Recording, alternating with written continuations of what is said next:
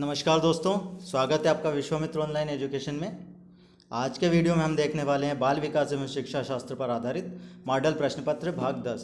भाग 1 से लेकर भाग 9 तक के वीडियो हमने पहले ही हमारे चैनल पर अपलोड कर दिए हैं, जिसे चाहें तो आप हमारे चैनल की प्लेलिस्ट में जाकर देख सकते हैं। प्राथमिक शिक्षक पात्रता परीक्षा 2020 की निःशुल्क और विषयवार संपूर्ण तैयारी करने के लिए आप हमारे YouTube channel Vishwamitra online education को सब्सक्राइब करें, ताकि जैसे ही हम कोई सा नया वीडियो अपने चैनल पर अपलोड करें तो उसका नोटिफिकेशन आपको प्राप्त हो सके।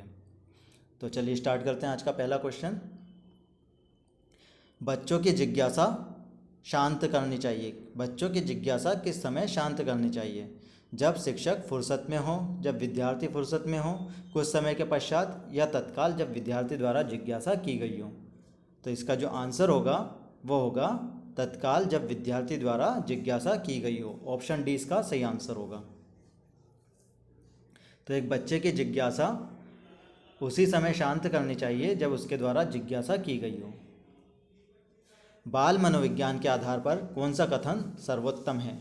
सारे बच्चे एक जैसे होते हैं, प्रत्येक बच्चा विशिष्ट होता है, कुछ बच्चे विशिष्ट होते हैं, या कुछ बच्चे एक जैसे होते हैं। तो बाल मनोविज्ञान के आधार पर अगर हमें कहना है तो इसके लिए जो आंसर होगा वो होगा ऑप्शन बी, प्रत्येक बच्चा विशिष्ट होता है। ऑप्शन बी इसका सही आंसर होगा। मानसिक विकास को प्रभावित करने वाले कारक निम्न में से कौन से हैं? वंशानुक्रम, परिवार का वातावरण, परिवार की सामाजिक स्थिति, या उपरोक्त सभी। तो जो बच्चे के मानसिक विकास को प्रभावित करता है वो करता है वंशानुक्रम, परिवार का वातावरण और परिवार की सामाजिक स्थिति। तो इसका जो आंसर होगा वो होगा ऑप्शन डी, उपरोक्त सभी। मानसिक विकास को प्रभावित करने वाले कारक उपरोक्त सभी हैं। बच्चों का मूल्यांकन होना चाहिए किस प्रकार से? लिखित एवं मौखिक परीक्षा द्वारा, बोर्ड परीक्षा द्वारा, गृह परीक्षा द्वारा, या सतत एवं व्यापक मूल्यांकन द्वारा। तो बच्चों का जो मूल्यांकन होना चाहिए वो सतत एवं व्यापक मूल्यांकन द्वारा होना चाहिए। तो इसका जो सही आंसर है वो है ऑप्शन डी, सतत एवं मूल्यांकन द्वारा, सतत एवं व्यापक मूल्यांकन द्वारा। बच्चों के लिए निःशुल्क एवं अनिवार्य शिक्षा का अधिकार अधिनियम कितने वर्ष के बच्चों के लिए लागू किया गया है? 7 वर्ष से 13 वर्ष के बच्चे, 6 वर्ष से 14 वर्ष के बच्चे, 5 वर्ष से 11 वर्ष के बच्चे, या 6 वर्ष से 11 वर्ष के बच्चे। तो बच्चों के लिए निःशुल्क एवं अनिवार्य शिक्षा का अधिकार अधिनियम जो है वो 6 वर्ष से 14 वर्ष के बच्चों के लिए लागू किया गया है। तो इसका जो सही आंसर होगा वो होगा ऑप्शन बी, 6 वर्ष से 14 वर्ष तक के बच्चे। शिक्षकों को किस प्रकार का ज्ञान होना चाहिए? बाल मनोविज्ञान का, अध्यापन विषय एवं बाल मनोविज्ञान का, अध्यापन विषय का, या शिक्षा संहिता का। तो जो शिक्षकों को ज्ञान होना चाहिए वो होना चाहिए अध्यापन विषय एवं बाल मनोविज्ञान का। तो इसका जो सही आंसर है वो है ऑप्शन बी, अध्यापन विषय एवं बाल मनोविज्ञान। अगला जो प्रश्न है, एक बच्चे की वृद्धि और विकास के अध्ययन की सर्वाधिक अच्छी विधि निम्न में से कौन सी है? मनोविश्लेषण विधि, विकासीय विधि, तुलनात्मक विधि, या सांख्यिकी विधि। तो एक बच्चे की वृद्धि और विकास के अध्ययन की जो सर्वाधिक अच्छी विधि है वो है विकासीय विधि। ऑप्शन बी इसका सही आंसर होगा। वाइगोट्स्की ने बाल विकास के बारे में क्या कहा है? यह सामाजिक अंतःक्रियाओं के कारण होता है, औपचारिक शिक्षा का उत्पाद होता है, यह समावेशन और समायोजन का परिणाम होता है, यह संस्कृति के आनुवांशिकी के कारण होता है। तो इसका जो सही आंसर है वो है ऑप्शन ए, यह सामाजिक अंतःक्रियाओं के कारण होता है। इसका जो सही आंसर होगा वो ऑप्शन ए होगा। यदि बच्चे की मानसिक आयु 5 वर्ष है तथा वास्तविक आयु 4 वर्ष है तो उस बच्चे का जो IQ होगा वो कितना होगा? 125, 80, 120, या 100। तो बच्चे की जब मानसिक आयु 5 वर्ष है और वास्तविक आयु 4 वर्ष है तो उसका IQ जो होगा वो होगा ऑप्शन ए, 125। ऑप्शन ए इसका सही आंसर होगा। किसी कार्य को करने की क्षमता को क्या कहते हैं? अभियोग्यता, अभिरुचि, प्रत्यक्षीकरण, या अभिवृत्ति। तो किसी कार्य को करने की जो क्षमता होती है वो अभियोग्यता कहलाती है। ऑप्शन ए इसका सही आंसर है। अच्छे मानसिक स्वास्थ्य के संकेतक हैं। अच्छे मानसिक स्वास्थ्य के संकेतक हैं दूसरों की आलोचना करना, सामवेगिक नियंत्रण, दिवा स्वप्न, या जिद्दी प्रवृत्ति। तो इसका जो आंसर है वो है ऑप्शन बी, सामवेगिक नियंत्रण। प्रशिक्षण एवं अभ्यास संबंधित हैं संज्ञानात्मकवाद से, निर्मितवाद से, व्यवहारवाद से या उपयुक्त में से कोई नहीं। तो प्रशिक्षण एवं अभ्यास जो हैं वो किससे संबंधित है? तो इसका जो आंसर है वो है ऑप्शन सी, व्यवहारवाद से। ऑप्शन सी इसका सही आंसर होगा। समूह विधियों द्वारा सीखने का उदाहरण है वाद विवाद विधि, कार्यशाला विधि, विचार गोष्ठी विधि या उपरोक्त सभी।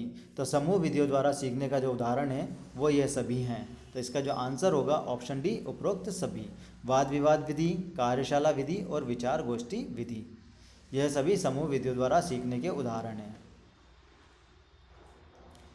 एक शिक्षक शिक्षार्थी के मानसिक विकास का ज्ञान प्राप्त करके जिसकी योजना नहीं बना सकता वह क्या है? पाठ्यक्रम, शारीरिक विकास, शिक्षण विधि या विषय वस्तु का चयन। तो इसका जो आंसर होगा वो होगा ऑप्शन बी, शारीरिक विकास, जिसकी योजना वह नहीं बना सकता है।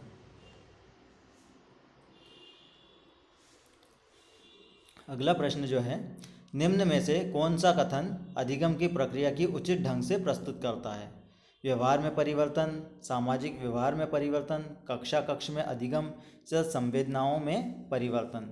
तो इसका जो आंसर है वो है ऑप्शन ए, व्यवहार में परिवर्तन। ऑप्शन ए इसका सही आंसर होगा।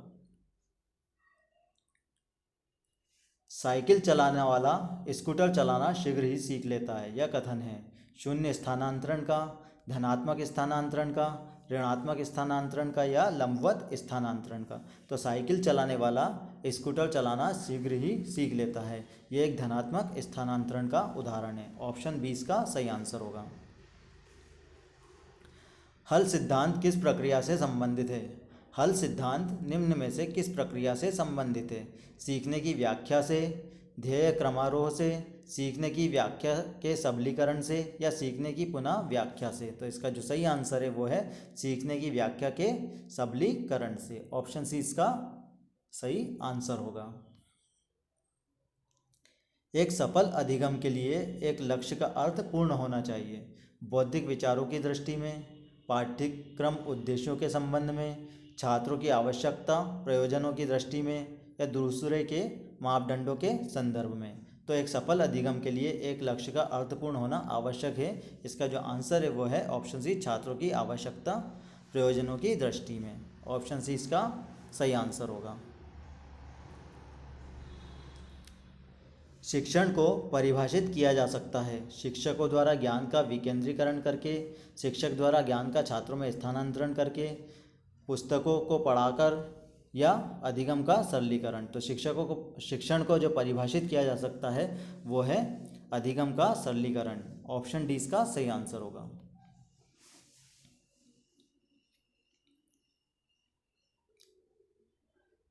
एक मंद गति से सीखने वाले बालक को जरूरत होती है अतिरिक्त सहायता की, शिक्षक की सहायता की, प्राचार्य की सहायता की या उपरोक्त सभी की।